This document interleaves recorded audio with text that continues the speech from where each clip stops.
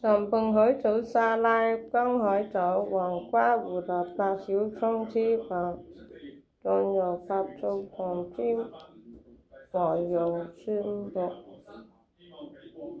跟住將乾嘅海藻用清水洗乾淨之後泡約10分鐘，直到變軟。泡好後，將海藻撈起，一乾水分，切成適當長度。黃瓜洗淨，切成細條或者薄片。胡蘿蔔去皮，切成細條或絲。小蔥切成蔥花。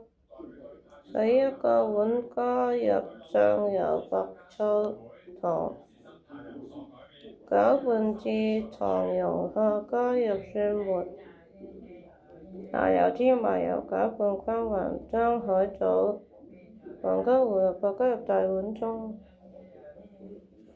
倒入調好嘅醬汁拌均，炸陣蔥花和芝麻，大家記得點讚同關注。